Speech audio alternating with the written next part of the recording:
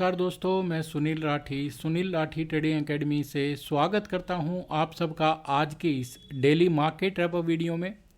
तो गाइज, इस वीडियो में हम इंडियन मार्केट का जनरल ओवरव्यू लेते हैं एंड साथ में sector wise technical analysis perform करके पता लगाने की कोशिश करते हैं कि कल के सेशन में मार्केट की मूवमेंट में कौन कौन से सेक्टर्स कंट्रीब्यूट कर सकते हैं।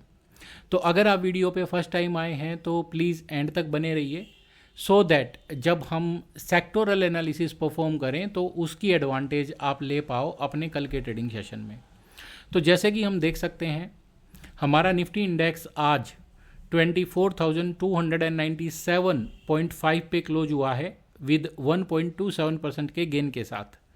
सेंसेक्स की अगर बात करें तो ये 79,468.01 पे क्लोज हुआ है विद 1.11% पॉजिटिव नोट।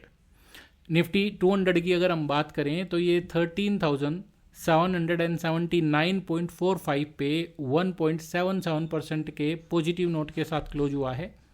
निफ्टी 500 की बात करी जाए तो ये 22,848.90 पे 1.81% के पॉजिटिव नोट के साथ क्लोज हुआ है।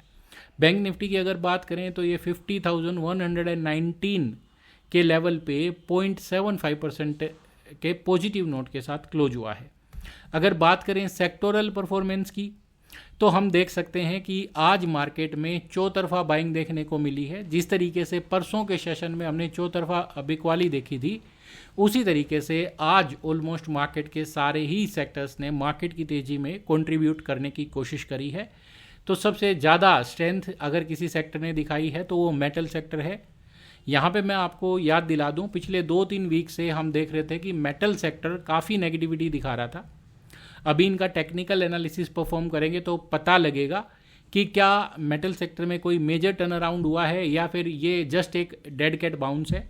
बट हाँ, आज की तेज़ी में कंट्रीब्यूट करने वाले सेक्टर्स में से सबसे जो टॉप में नाम आता है वो मेटल सेक्टर का है। इसके बाद निफ्टी मीडिया सेकंड नंबर पे है। फार्मा तो पिछले कुछ दिनों से हम देख रहे हैं कि एफएमसीजी एंड फार्मा की ही थीम चले आ रही है, तो फार्मा इस लिस्ट में होना is not a surprise. But energy sector and reality sector का इस लिस्ट में होना सच में एक सरप्राइज है। एंड निफ्टी आईटी से भी आज पॉजिटिव कंट्रीब्यूशन देखने को मिला है। एंड इसके साथ साथ पीएसयू बैंक्स एंड फिर financial services and Nifty bank, ये सारे भी सेक्टर से आज मार्केट में थोड़ा सा पॉजिटिव कंट्रीब्यूशन लौटते दिखा है।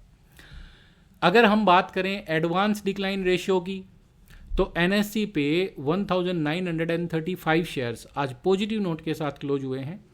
वहीं पे 353 शेयर्स नेगेटिव नोट के साथ क्लोज हुए हैं। अगर इंडेक्स वाइज परफॉर्मेंस की बात करी जाए तो आज सारे ही इंडाइसिस में 80 to 90% जो कंट्रीब्यूशन है वो पॉजिटिव नोट के साथ क्लोज होने वाले स्टॉक्स का आया है, जबकि नेगेटिव नोट के साथ क्लोज होने वाले स्टॉक्स का जो रेशियो है वो 10 to 20% है इंडेक्स वाइज।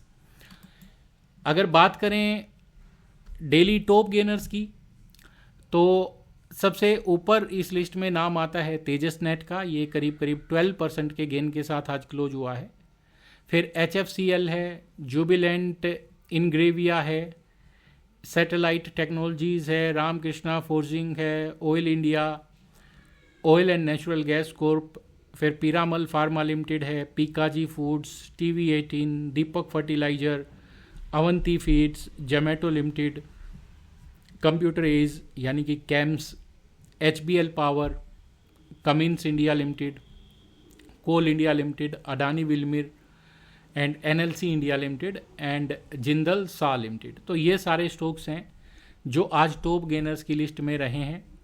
तो आपको करना सिर्फ इतना है, इन स्टॉक्स का टेक्निकल एनालिसिस परफॉर्म कीजिए। अगर इन स्टॉक्स में आपको कोई resumption to ongoing uptrend नज़र आता है या फिर कोई ब्रेकआउट नज़र आता है तो ये स्टॉक्स को हम कल के सेशन में भी अपने बाइंग साइड के बेट्स में कंसीडर कर सकते हैं।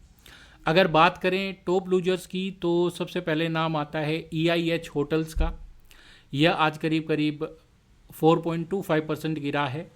इसके बाद ACI, Shriram cement, Gland, Varroc engineering, Timken, Bata India, Saregama, Med plus, home first finance, सारमा, SGS टेक्नोलॉजीज़, इंडसइंड बैंक, फिर Carborundum, universal, LIC housing and finance, Hindustan zinc, Fortis, Sobha, credit ACC, Devyani and RBA।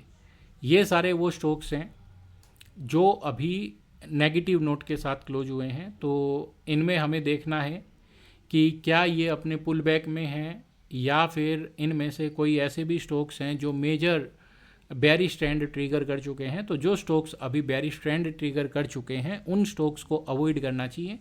इसके अलावा जो स्टॉक्स अपने ऑनगोइंग अप ट्रेंड के against एक counter move में pull back witness कर रहे हैं, तो जैसे ही वो स्टॉक्स अपना पुल बैक ओवर करते हैं तो उसके बाद उन स्टॉक्स में अच्छी अपॉर्चुनिटीज़ बन सकती हैं।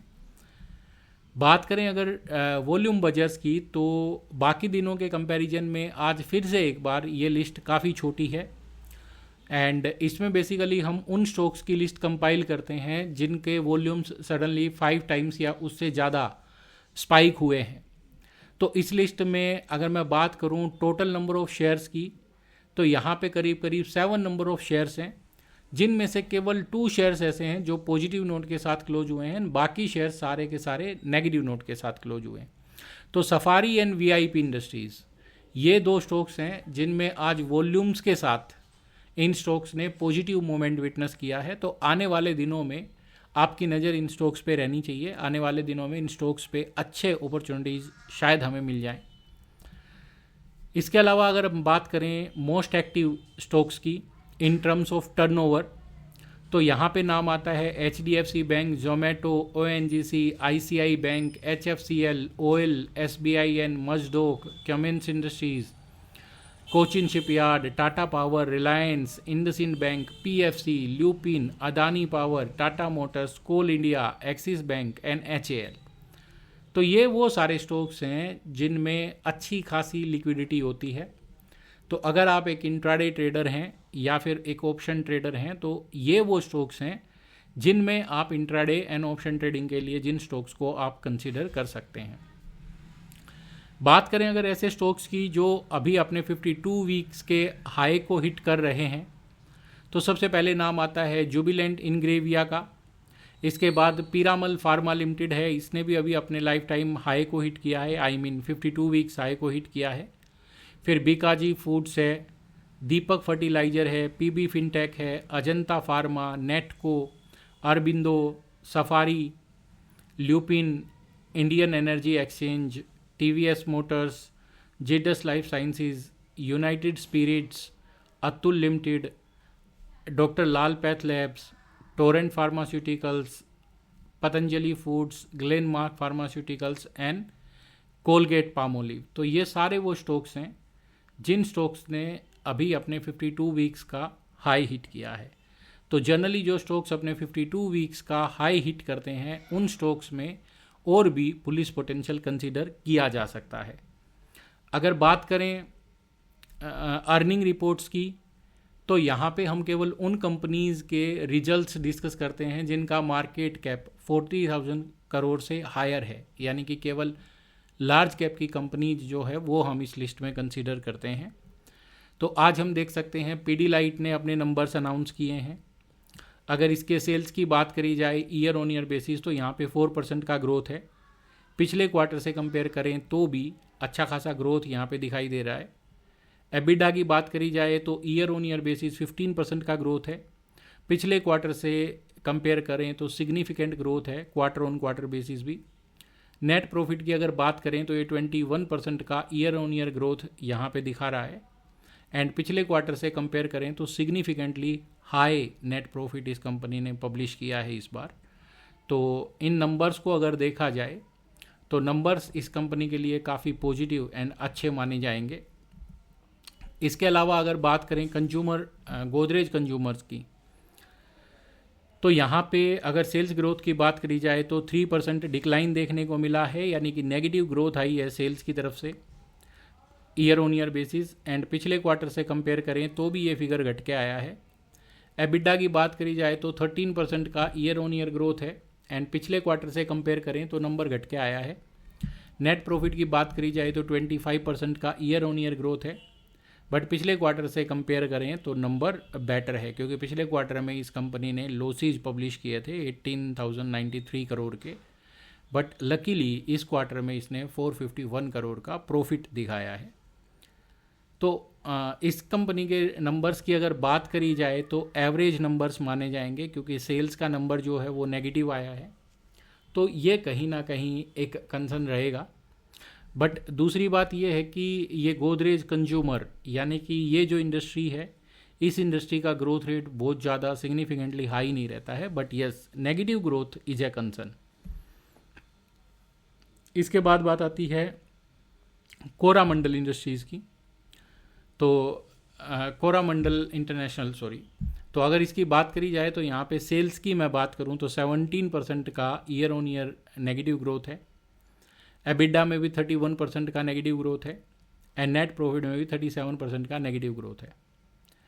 हालांकि ये सारे numbers quarter on quarter basis अगर कंपेयर किया जाए तो पिछले क्वार्टर के कंपैरिजन में काफ़ी बढ़ के आए हैं, but same quarter in last year अगर हम कंपेयर करें तो नंबर्स गिर के आए हैं। तो क्वार्टर से कंपेयर करें तो नंबर्स आर पॉजिटिव, बट पिछले साल सेम ईयर से कंपेयर करें तो नंबर्स आर नेगेटिव। तो मिला जुला असर रह सकता है ये कंपनी का। अब इसके बाद बात करें यूनो मिंडा की, तो यूनो मिंडा के जो नंबर्स हैं काफ़ी अच्छे नंबर्स इन्होंने पब्लिश करे हैं। अगर year on year basis sales growth की बात करी जाए तो 23% का सेल्स ग्रोथ है compare to last year, and पिछले क्वार्टर से अगर कंपेयर करें तो sales quarter on quarter basis भी बढ़ के आए हैं। एबिडा की बात करी जाए तो 24% का ग्रोथ है ईयर ऑन ईयर बेसिस। पिछले क्वार्टर से कंपेयर करें तो जो एबिडा है वो घट के आया है। नेट प्रॉफिट की अगर बात करी जाए तो अगर ईयर ऑन ईयर ग्रोथ बात करें तो 15% का है, एंड पिछले क्वार्टर से कंपेयर करें तो ये नंबर भी घट के आया है। तो जो नंबर्स हैं quarter on quarter basis are negative, and अगर year on year basis consider किया जाए तो दे आर गुड। तो एवरेज इम्पैक्ट रहेगा इसका भी। ल्यूपिन की अगर हम बात करें तो ल्यूपिन के नंबर बड़े अच्छे हैं। सेल्स यहाँ पे 16% का ग्रोथ रेट दिखा रहा है। पिछले ईयर से कंपेयर करें तो काफ़ी 16% का ग्रोथ है सेल्स में, एंड पिछले क्वार्टर से कंपेयर करें तो भी ये नंबर काफ़ी बढ़ के आया है। एबिडा की बात करी जाए तो ईयर ऑन ईयर ग्रोथ है 45% का, एंड पिछले क्वार्टर से कंपेयर करें तो ये भी नंबर काफ़ी बढ़ के आया है। नेट प्रॉफिट की बात करी जाए तो ईयर ऑन ईयर बेसिस देख सकते हैं हम 77% का ग्रोथ रेट है, और पिछले क्वार्टर से देखें तो मोर देन डबल हो चुका है प्रॉफिट। तो ऑल इन ऑल अच्छे नंबर्स माने जाएंगे। तो ल्यूपिन एक पॉजिटिवली ट्रेड कर सकता है आने वाले दिनों। तो ये बात हो गई मार्केट के जनरल ओवरव्यू की एंड अर्निंग रिपोर्ट्स की। अब फटाफट टेक्निकल चार्ट्स पे नज़र मार लेते हैं, सेक्टोरल परफॉर्मेंस देख लेते हैं कि कल के सेशन में मार्केट किस तरीके से ट्रेड कर सकती है। तो अभी हम sector wise technical analysis perform करेंगे एंड पता लगाने की कोशिश करेंगे कि कल के सेशन के लिए कौन कौन से सेक्टर्स ऐसे हैं जो मार्केट की मोमेंट में कंट्रीब्यूट कर सकते हैं। अगर सेक्टर वाइज परफॉर्मेंस की बात करी जाए तो यहाँ पे हम देख सकते हैं, सबसे पहले बात कर लेते हैं रियलिटी की। तो रियलिटी में हालांकि हमने देखा कि आज ये सेक्टर ने गैप अप ओपनिंग करी, बट ओपनिंग के तुरंत बाद ही इसने सेलिंग प्रेशर विटनेस करना शुरू कर दिया, एंड ऑलरेडी हम देख सकते हैं 20 पीरियड ने 50 पीरियड एवरेज के नीचे क्रॉस दे दिया है। कल के रैपअप में भी हमने डिस्कस किया था कि ये एक बेयरिश स्ट्रक्चर को ट्रिगर कर चुका है, यानी कि यहाँ से और भी नीचे जाने की गुंजाइश है ये सेक्टर में। तो हमारा वही बेयरिश व्यू इस सेक्टर पे बना रहेगा। तो रियलिटी सेक्टर आज के पॉजिटिव प्राइस बिहेवियर के बावजूद भी इसमें नेगेटिविटी इंटैक्ट रहेगी। बात करें अगर आईटी सेक्टर की, तो आईटी सेक्टर में हम देख सकते हैं कि गैप अप ओपनिंग हुई है, एंड गैप अप ओपनिंग के बाद दिन भर में इसने अच्छी वॉलेटिलिटी भी विटनेस करी है, but at the end of the day इसने अपने दिन भर की ट्रेडिंग रेंज के सेंटर पॉइंट के ऊपर कंक्लूड करने की कोशिश करी है। प्राइजेस ऑलरेडी हम देख सकते हैं कि 20 पीरियड एवरेज के नीचे होवर कर रहे हैं। तो break below 20 period average short term bullish trend को इम्पैक्ट कर चुकी है, यानी कि शॉर्ट टर्म ट्रेंड जो है वो कहीं ना कहीं एक बेयरिश टर्न ले चुका है। हालांकि 38,000 का जो लेवल है आईटी सेक्टर के लिए वो बहुत ही स्ट्रॉन्ग सपोर्ट है। तो आईटी सेक्टर कहीं ना कहीं इस रेंज में हमें कंसोलिडेट होते दिखेगा। एंड वीकनेस, अगर आईएनआर में वीकनेस बनी रहती है तो वो कहीं ना कहीं आईटी सेक्टर को सपोर्ट करने की कोशिश कर सकता है। अगर बात करें हम निफ्टी मेटल की, तो मेटल सेक्टर में भी आज हम देख सकते हैं कि एक गैप अप ओपनिंग था। But interesting development metal sector में ये हुआ है कि गैप अप ओपनिंग के बावजूद इसने अपने बाइंग इंटरेस्ट को मेंटेन करने की कोशिश करी है, यानी कि दिन भर की ट्रेडिंग रेंज के अपर एंड के पास ही मेटल सेक्टर ने क्लोज करने की कोशिश करी है। तो मेटल सेक्टर में एक यहाँ पे जो है एक इंटरेस्टिंग डेवलपमेंट ये भी हम लोग ऑब्जर्व कर सकते हैं कि ये जो 88,000 का जो लेवल है, ये सेक्टर अपने सपोर्ट को हिट कर चुका है। तो कहीं ना कहीं ये हॉरिजेंटल सपोर्ट है, ये वर्कआउट कर सकता है। एक टेम्पररी बाउंस के सेंटिमेंट्स यहाँ पे बन सकते हैं। एटलीस्ट जिस तरीके से आज इसने क्लोजिंग प्रोड्यूस करी है, तो हो सकता है कि मेटल सेक्टर में एक और सेशन में थोड़ा सा बाउंस देखने को मिले। बट ओवरऑल जिस तरीके की डेवलपमेंट हो चुकी है मेटल सेक्टर में, ये सजेस्ट करता है development of a bearish trend on intermediate time frame. But क्योंकि प्राइस अभी अपने एक हॉरिजेंटल सपोर्ट पे सपोर्ट ले रहा है, तो यहाँ पे कहीं ना कहीं एक टेम्पररी हाल्ट भी कंसीडर किया जा सकता है against the ongoing down trend. तो ये स्टेज पे एक कंसोलिडेशन हम इस पर्टिकुलर सेक्टर में देख सकते हैं। तो अगर मेटल सेक्टर में एक कंसोलिडेशन शुरू होता है, तो ये कहीं ना कहीं मार्केट में जो कुछ पैनिक सेलिंग चले आ रही थी पिछले कुछ दिनों से, उसको ये थोड़ा सा लिमिट करने की कोशिश करे। इसके अलावा अगर हम बात करें मीडिया सेक्टर की, तो एक बार फटाफट मीडिया सेक्टर के चार्ट्स पे भी नज़र मार लेते हैं एंड पता लगाने की कोशिश करते हैं कि मार्केट में क्या क्या पोटेंशियल बन सकते हैं मीडिया सेक्टर के लिए। तो मीडिया सेक्टर में हमने देखा कि प्राइस ने अपने 50 पीरियड एवरेज के आसपास सपोर्ट लिया है एंड वहाँ से आज गैप अप ओपनिंग के साथ इसने अपवर्ड मूव करने की कोशिश करी है। तो इंटरमीडिएट ट्रेंड इसमें बुलिश है क्योंकि 20 पीरियड अपने 50 पीरियड एवरेज के ऊपर है। तो क्योंकि ये अपने सपोर्ट के आसपास है, तो यहाँ पे भी थोड़ा सा कंसोलिडेशन देखा जा सकता है मेटल सेक्टर में भी। एफएमसीजी सेक्टर की बात करी जाए तो हमने देखा था कि रिसेंट डिक्लाइन के दौरान एफएमसीजी सेक्टर ने अपने 20 पीरियड एवरेज के पास सपोर्ट लिया था एंड आज हमने एफएमसीजी में गैप ऑफ ओपनिंग भी देखी, बट कन्विक्शन देखने को नहीं मिली है एफएमसीजी सेक्टर में। बट जिस तरीके का स्ट्रक्चर है, ये कहीं ना कहीं एक पॉसिबिलिटी है कि ये एक टेम्पररी पोज है अगेंस्ट अप ट्रेंड। तो ये देखिए हमने यहाँ पे एक पावरफुल बुलिश मूव देखी थी, इसके बाद ये छोटा सा कंसोलिडेशन फेज है एंड आने वाले दिनों में यहाँ पे इतनी ही लंबी एक बुलिश मूव देखने को मिल सकती है एफएमसीजी सेक्टर में। तो एफएमसीजी सेक्टर पे बुलिश व्यू कंटिन्यू रहेगा, but before resumption to the ongoing up trend यहाँ पे थोड़ा सा कंसोलिडेशन का फेज बना रह सकता है एफएमसीजी सेक्टर में। अगर निफ्टी फार्मा की बात करी जाए तो फार्मा सेक्टर ने आज फिर से एक बार नया हाई लगाने की कोशिश करी है, जो कि resumption to ongoing up trend दिखाता है। हालांकि पिछले 2-3 दिन से हमने देखा कि मार्केट में ऑल अराउंड सेलिंग चल रही थी, बट फार्मा सेक्टर पे इसका कोई बहुत बड़ा इम्पैक्ट देखने को नहीं मिला है एंड रीसेंट प्राइस बिहेवियर के अगेंस्ट आज इसने पॉजिटिव क्लोज प्रोड्यूस किया है, जो कि यहाँ से और भी बुलिश पोटेंशियल को रिप्रेजेंट करता है। हेल्थ केयर सेक्टर का स्ट्रक्चर भी सिमिलर है, बट डिफरेंस इतना है कि हेल्थ केयर सेक्टर ने आज नया हाई नहीं लगाया है। तो आने वाले 1-2 दिनों में हो सकता है कि हेल्थ केयर सेक्टर भी अपना रेजिस्टेंस ब्रेक कर दे, but structure health care sector का भी बुलिश रहेगा and short term, mid term and long term तीनों ही ट्रेंड इसमें भी बुलिश रहेंगे। बात करें अगर निफ्टी एनर्जी की, तो एनर्जी में हमने देखा था कि ये अपने फ्लिप सपोर्ट के नीचे क्लोज हुआ था लगातार 2 दिनों तक एंड आज के सेशन में हमने देखा कि गैप अप ओपनिंग हुई एंड गैप अप ओपनिंग के बाद इसने अपने ब्रोकन रेजिस्टेंस के ऊपर ही वापस आज क्लोज कर दिया। तो ये एकदम एक्शन जोन है इसके लिए एंड अगर यहाँ पे थोड़ी सी भी तेज़ी बाकी बची है तो एनर्जी सेक्टर में हम देखेंगे कि ये वापस 20 पीरियड एवरेज के नीचे डिप नहीं लेगा। तो अजम्पशन लगाई जा सकती है कि आज का लो जब तक सेफ रहेगा एनर्जी सेक्टर में, तो इसमें यहाँ से ऊपर जाने की गुंजाइश बनी रहेगी।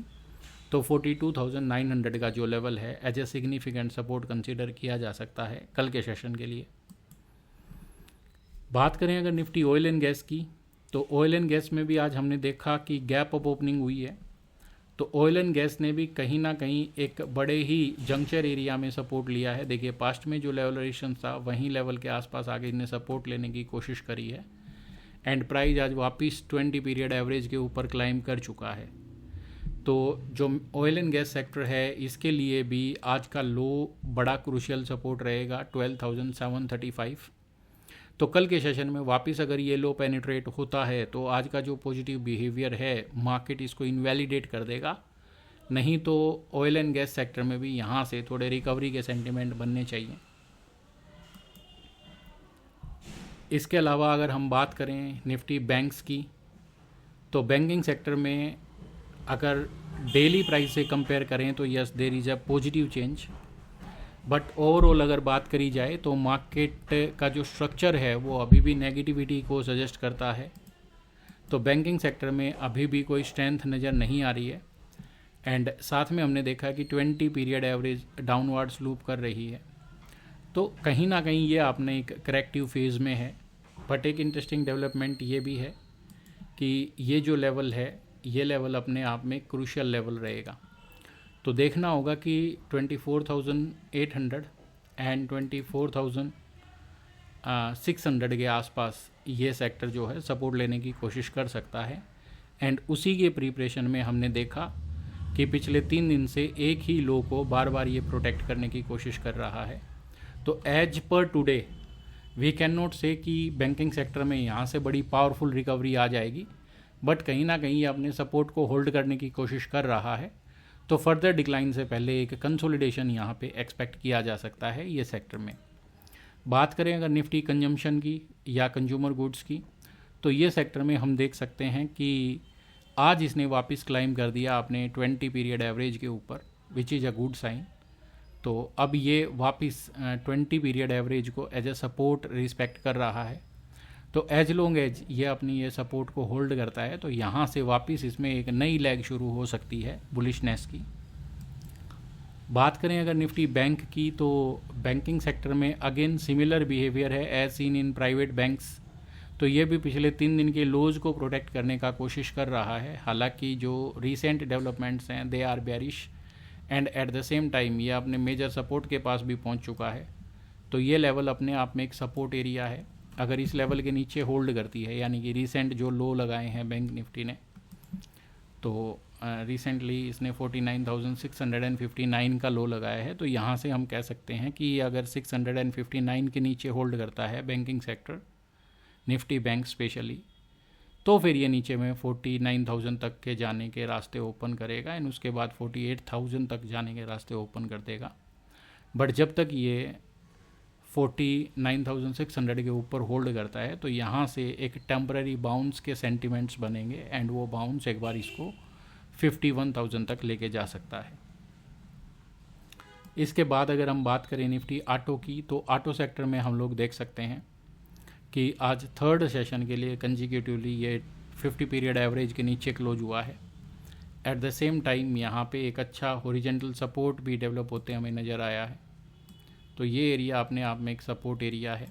तो अगर यहाँ से फर्दर इसके नीचे होल्ड करने की कोशिश करता है निफ्टी ऑटो सेक्टर, तो फिर यहाँ से थोड़ा और डीपर करेक्शन देखने को मिलेगी एंड अप टू 23,000 तक के लेवल्स ये जो इंडेक्स है अचीव करने की कोशिश कर सकता है। बट एज लॉन्ग एज ये जब तक इस लाइन को रिस्पेक्ट करता है, ये हॉरिजॉन्टल लाइन जो हमने ड्रॉ करी है, तब तक इसमें भी चांसेस हैं कि ये थोड़ा सा एक रिलीफ बाउंस विटनेस करने की कोशिश करे। तो ऑटो सेक्टर भी एक बाउंस के मूड में हमें नज़र आ रहा है। एंड इसके बाद अगर फाइनेंशियल सर्विसेज सेक्टर की बात करी जाए तो हालांकि यहाँ पे भी गैप अप ओपनिंग हुई है, बट आज की कैंडल ने कन्विंसिंगली कंक्लूड नहीं किया है, but looking better than the banking sector. तो बैंकिंग सेक्टर में भी आज पॉजिटिव नोट के साथ क्लोजिंग हुई है, बट फाइनेंशियल जो सेक्टर फाइनेंशियल सर्विस सेक्टर है वो comparatively private bank and Nifty bank, इनके दोनों के कंपैरिजन में थोड़ा सा बेटर है। तो यस, जिस तरीके से हमने बात करी private sector banks and bank Nifty में, वैसे ही फाइनेंशियल सर्विसेज में भी हम यहाँ से एक कंसोलिडेशन देख सकते हैं before moving further down. And क्योंकि ये अपने 50 पीरियड एवरेज के नीचे होल्ड कर चुका है, तो देखना ये होगा कि प्राइस यहाँ से कैसे मूव करता है। बट ये स्टेज पे कंसोलिडेशन का व्यू रखना will be a good idea. इसके अलावा अगर बात करें हम निफ्टी PSU बैंक्स की, तो PSU बैंक्स भी हम देख सकते हैं कि अपने एक हॉरिजॉन्टल सपोर्ट एरिया के पास ही होवर कर रहा है। हालांकि अभी रिसेंटली हमने देखा था कि इसमें एक ब्रेकआउट हुआ है। तो ये जो ट्रेडिंग रेंज यहाँ पे इसमें नज़र आ रही है हमें, जब तक ये ट्रेडिंग रेंज को पेनिट्रेट नहीं करता है, ये देखिए ये जो ट्रेडिंग रेंज है, तो एक इमीडिएट ट्रेडिंग रेंज यहाँ पे बनता है इसमें। तो जब तक ये इस लेवल के नीचे पेनिट्रेट नहीं करता है, होल्ड नहीं करता है, तो कहीं ना कहीं एक हाल्ट लग जाएगा ऑन गोइंग डाउन ट्रेंड पे। एंड यहाँ से ये थोड़ा कंसोलिडेट करे एंड थोड़ा सा बाउंस करने की कोशिश कर सकता है। इसके अलावा अगर हम बात कर रहे हैं जर्नल ओवरव्यू की मार्केट की, तो आज हमने देखा कि मोस्टली सेक्टर्स ऐसे हैं जिन्होंने आज मार्केट में थोड़ा सा कुछ पॉजिटिविटी एस्टेब्लिश करने की कोशिश करी है। एंड जो सेक्टर्स हमें नेगेटिव नज़र आ रहे हैं, उन सेक्टर्स में भी कुछ टेम्पररी हाल्ट के चांसेस बन रहे हैं। तो कल के सेशन में केवल एक चीज़ है जो मार्केट में नेगेटिविटी को वापस ट्रिगर कर सकती है, and that is gap down opening. And वो अगर मान लीजिए आज रात को जो ग्लोबल मार्केट्स हैं वो नेगेटिवली कंक्लूड करती हैं, तो इन सच ए केस इंडियन मार्केट्स जो हैं वो गैप डाउन ओपन हो सकती हैं। नहीं तो जो रिलीफ रैली अभी जारी है मार्केट में, जो रिकवरी जारी है, तो ये रिकवरी कल भी बनी रहेगी मार्केट में। एंड हो सकता है कि कल के सेशन में वापस एक बार निफ्टी जो है 380 तक के लेवल्स को अटेम्प्ट करने की कोशिश करे। यहाँ पे 24,400 लेवल जो है वो बहुत ही क्रूशियल रहेगा निफ्टी के लिए। जब तक उसके ऊपर होल्ड नहीं करती है तो बहुत बड़ी तेज़ी की उम्मीद नहीं की जा सकती। तो आज के मार्केट रैपअप में इतना ही गाइस।